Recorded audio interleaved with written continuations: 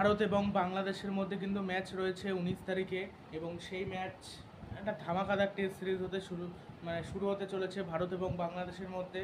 এবং দুই দলের মধ্যে মানে একটা লড়াই তো হবে, এটা ধরে নেওয়া যেতেই পারে। তবে প্লেইং ইলেভেনটা কেমন হতে পারে 100% বলা মুশকিল, তবে কিছুটা মিলিয়ে দেওয়া মানে প্রায় 90% মিলবে এমনটা বলা যেতে পারে যে এই প্লেয়ার খেলবে। এবার হয়তো শেষ মুহূর্তে গিয়ে একটা প্লেয়ারের কোনো শরীর খারাপ করলো, বা হয়তো সে খেলতে পারলো না, কোনো কারণে কোনো প্রবলেম হলো, তখন কিন্তু প্লেইং ইলেভেন থেকে বাদ যায়।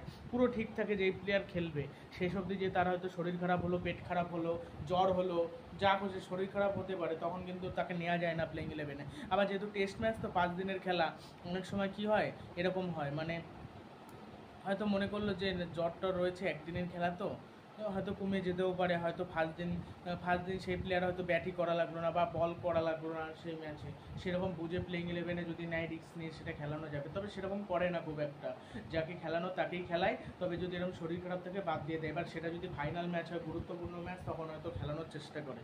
তবে ভারতের প্লেইং ইলেভেন কেমন হতে পারে, বাংলাদেশের প্লেইং ইলেভেন কেমন হতে পারে, এটা নিয়ে আগেও বলেছিলাম, এটাও লাস্টবার বলে দিচ্ছি। বাংলাদেশের আর বলছি না এই ভিডিওতে, একদিনই বারবার ভালো লাগে না। বলেছিলাম একাদশ নিয়ে, মানে দুই দলের মধ্যে কে জিততে পারে সেটা বলছি। ভারতই মনে হচ্ছে জিতবে, আর বাংলাদেশ আমার মনে হচ্ছে জিততে পারবে না। তো দেখা যাক বাংলাদেশ লড়াই করতে পারে নাকি, লড়াই করলে দেখে বেশ মজা আসবে। আর সাদমান ইসলাম, লিটন দাস, তারপরে জাকির হাসান, হ্যাঁ, তারপরে মুশফিকুর রহিম, এদের ভালো খেলতে হবে, এদের ভালো ব্যাটিং করতে হবে, তাহলে তো ভালো হবে। এরা যদি ভালো ব্যাটিং করতে না পারে তাহলে আবার মুশকিল আছে। এরা যদি খারাপ খেলে তখন মুশকিল, আর এরা যদি ভালো খেলে তাহলে তো ভালোই। আর এরা যদি খারাপ খেলে তখন মুশকিল ব্যাপার। তো দেখা যাক এখন কি হয়, এরা কীভাবে পারফরমেন্স করে। তবে আমার যতদূর মনে হচ্ছে এরা ভালো পারফরমেন্সই করবে, ভালো খেলবে বাংলাদেশ। তবে হয়তো জিততে হয়তো পারবে না, চেষ্টা করার পর হয়তো মুশফিকুর রহিম, লিটন দাসিরা হয়তো ভালো খেলতে পারে। সাকিব কোনো ইনিংসে খেলে দিল। তবে বিরাট কোহলির আবার সেঞ্চুরি দেখতে চাই। বিরাট কোহলি অনেকদিন সেঞ্চুরি করতে পারছে না, বিরাট কোহলির আবার সেঞ্চুরি দেখতে চাই। ম্যাচের থেকে খুশির খবর আর কিছু হতে পারে না। আর ভারত জিতুক। এই যে এইখানে যদি বাংলাদেশ যদি ভারতকে হারাতে পারে, একটা তো রেকর্ড হবেই, টেস্ট চ্যাম্পিয়নশিপে ফাইনালে ওঠার দিকেও কিন্তু বাংলাদেশ অনেকটা এগিয়ে যাবে, অনেকটা কিন্তু তাদের চান্স থাকবে। জিতুক না জিতুক তাদের অনেকটা চান্স থাকবে। তবে আমার যতদূর মনে হচ্ছে ভারতীয় হয়তো জিতে যাবে, বাংলাদেশ কোনো মুহূর্তেই কোনোভাবেই জিততে পারবে না বলে আমার মনে হচ্ছে। তবে খেলার বিষয় আগে থেকে কিছুই বলা যায় না, হয়তো জিততে পারে। তবে এই যে চেন্নাইয়ের পিচটা কেমন হবে, এটা একটা হালকা লাল মাটির উইকেট হবে, প্রথম দিকে সুইং হবে, পরের দিকে কিন্তু টান করবে বল। এবার এই পিচে সব থেকে 3জন স্পিনার খেলানোই ভালো। প্রথমে 2জন ফাস্ট বোলার থাকলো, 3জন স্পিনার। এবার তার মধ্যে থেকে যদি একজন আবার চোটের জন্য ছিটকে যায় তখন আবার মুশকিল।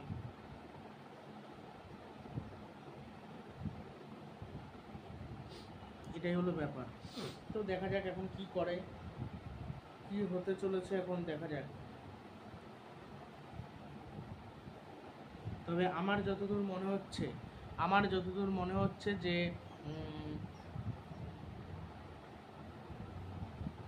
রবিচন্দ্রন অশ্বিনের সাথে কুলদীপ যাদবকে খেলাবে, এটাই আমার মনে হচ্ছে। অক্সারকে মনে হচ্ছে খেলানো হবে না, কুলদীপকে হয়তো খেলাবে, তার সাথে রবিচন্দ্রন অশ্বিনের জাদেজা, 3জনকে একসাথে খেলানো হবে। যেহেতু বাংলাদেশ, ওর জন্য হয়তো অক্সারকে নেওয়া হবে না। কুলদীপও শেষ দিকে মোটামুটি ব্যাটিং করতে পারে, তবে অক্সারের মতো অত ভালো করতে পারে না। যেহেতু জাদেজা রয়েছে, জাদেজা অক্সার একই ধরনের স্পিনার খেলাবে না।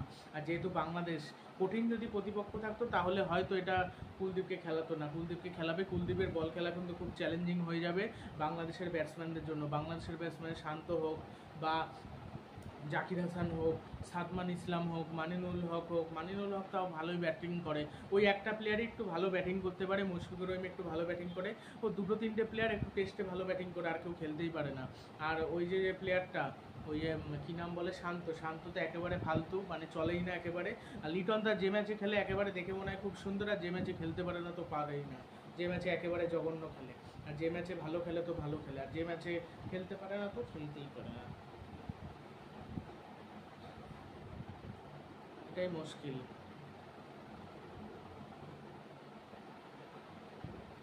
আর আর যদি এটা স্পিন উইকেট উঠতো আরও খেলাটা দেখে মজা আসতো। তবে 2-3 দিনে খেলা শেষ হবে না এইটুকু শিওর, 2-3 দিনে খেলা শেষ হবে না, 4-5 দিন খেলা করাবে, মানে 4-5 দিন খেলা করাবে এইটুকু শিওর। এইটুকু একেবারে শিওর, মানে বলা ধরে নেওয়া যায়। আর যদি ওই অবধি না করায় খেলা দেখে একেবারে মজা আসবে না, সেটা হবে না। আর ভারতকে রান করতে হবে, ওদেরকেও রান করতে হবে, তাহলেই খেলাটা দেখে মজা আসবে। ডবল সেঞ্চুরি কেউ করতে পারে নাকি এটা দেখতে হবে। যশস্বী জয়সওয়ালের ভারতের হয়ে ভালো খেলার সম্ভাবনাটা বেশি। বিরাট কোহলির প্রথম 3-4 জনের মধ্যে ভালো খেলতে পারে, হয়তো KL রাহুল, ঋষভ পান্ত এরা কেউ খেলতেই পারলো না। জাদেজা একটু খেললো, রবিচন্দ্রন অশ্বিন কিছু রান করলো, আর শেষ দিকে হয়তো বোলাররা একটু রান করে দিলে এই। আর সারফরাজ খান বসে থাকবে, সারফরাজ খান সুযোগ পাবে না, যতই ভালো খেলুক না কেন সুযোগ পাবে বলে আমার মনে হয় না। তার একটাই কারণ, পাবে কি করে সুযোগ। KL রাহুল রয়েছে না, অভিজ্ঞতার দিক থেকে KL রাহুল এগিয়ে, KL রাহুলই খেলবে। এই সারফরাজ খানের থেকে মুশির খান, তার ভাই মুশির খান খুব ভালো প্লেয়ার। মুশির খান তো ঘরোয়া ক্রিকেটেও খুব ভালো খেলেছে। আর যে কি বলে কুলদীপের বিরুদ্ধে এত সুন্দর খেলছিল, একেবারে অনবদ্য খেলছিল, একদম দুর্ধর্ষ।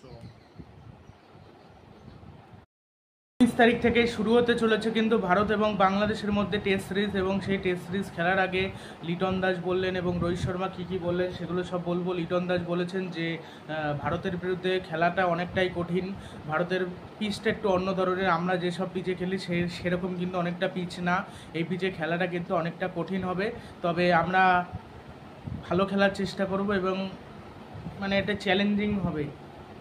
আর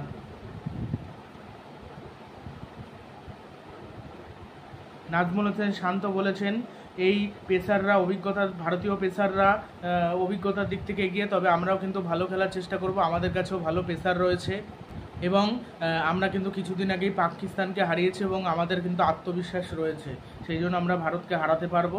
আর রোহিত শর্মা বলেছেন চেন্নাইয়ে আমাদের একটি ভালো ক্যাম্প ছিল, কিছু ঘন্টা কাটিয়েছি এবং কিছু খেলোয়াড় দলীপ ট্রফিতে গিয়েছিল, তাই প্রস্তুতির দিক থেকে আমরা মরশুমের আগে ভালোভাবে প্রস্তুত। আর দেশের হয়ে খেলার সময় প্রতিটা খেলাই গুরুত্বপূর্ণ, এটি অস্ট্রেলিয়া সিরিজের জন্য ড্রেস রিসালার নয়, বাংলাদেশের বিপক্ষে WTC পয়েন্ট দিতে হবে, জিততে হবে, এমনটাই বলেছে রোহিত শর্মা। এখন কেমন খেলে সেটাই দেখার বিষয়। এই যাচ্ছে মানে এই হলো ভারতীয় দলের আপডেট, মোটামুটি ভারতীয় দলের মানে এই ভারত এবং বাংলাদেশের মধ্যে ম্যাচের আপডেট।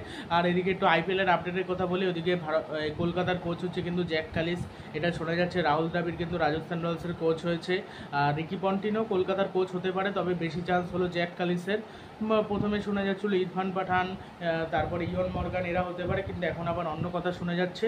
আর কাশী বিশ্বনাথন CSK'র যে মালিক, সে বলেছেন যে আমরা যে কোনো মূল্যে মহেন্দ্র সিং ধোনিকে রিটেন করবো, আমরা যদি একজনকেও রিটেন করতে হয় আমরা মহেন্দ্র সিং ধোনিকেই রিটেন করব।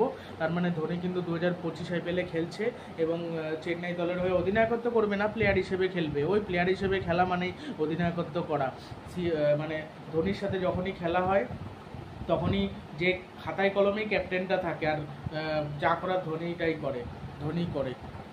ভিডিওটি ভালো লাগলে চ্যানেলটি সাবস্ক্রাইব করে দেবেন। এই যে আর কি চেন্নাইয়ের পিচে রান করা কিন্তু খুব মুশকিল হয়ে যায়। এই পিচে 161 রানের ইনিংস খেলেছিল কিন্তু ঋষভ পান্ত, ঠান্ডা মাথায় প্রথমে সেট হয়ে গিয়ে তারপর কিন্তু মেরে দারুণ ব্যাটিং করে অনবদ্য কিন্তু ইনিংস খেলেছিল ঠান্ডা মাথায় ঋষভ পান্ত। এবার ওরকম ইনিংস খেলতে হবে। আর ঋষভ পান্ত আমি দেখেছি 25 রানে 3 উইকেট, 30 রানে 4 উইকেট, যখনই ভারত চাপে পড়ে তখনই যেন ঋষভ পান্ত জ্বলে ওঠে। যখন ভারত ভালো খেলে তখন ঋষভ পান্ত জ্বলে উঠতে পারে না, যখন খারাপ খেলে তখন কিন্তু ঋষভ পান্ত জ্বলে ওঠে, তখন কিন্তু ভালো খেলে দেয় ঋষভ পান্ত। এটা একটা ঋষভ পান্তের ভালো গুণ। অনেক প্লেয়ার ওরকম রয়েছে যারা ওরকম খেলে, এরকম ঋষভ পান্ত সেই সব প্লেয়ারদের মধ্যেই পড়ে।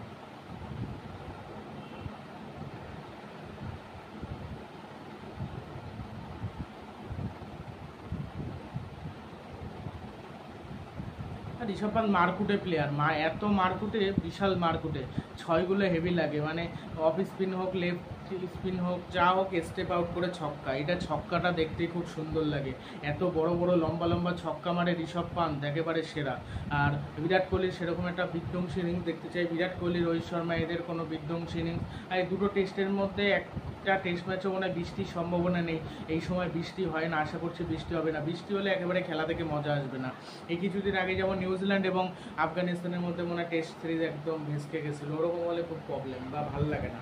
ওরকম যেন না হয়, তাহলে ভালো হবে, না হলে problem. Rohit Sharma test series খেলার আগে বলেছেন যে প্রতিটি সিরিজই গুরুত্বপূর্ণ, আমরা একটি ট্রফি জিতেছি যাতে আমরা রিল্যাক্স হতে পারি, তবে এটা আমাদের মাইন্ডসেট নয়, আমরা যে সমস্ত সিরিজ খেলি সেগুলো সব আমাদের জিততে হবে। সব দলই ভারতকে হারিয়ে মজা পেতে চায়, বাংলাদেশকেও মজা নিতে দাও। ইংল্যান্ড যখন এসেছিল তখন প্রেসে অনেক কথা বলেছিল, কিন্তু আমরা তা করি না। আমরা ভালো ক্রিকেট খেলার চেষ্টা করি।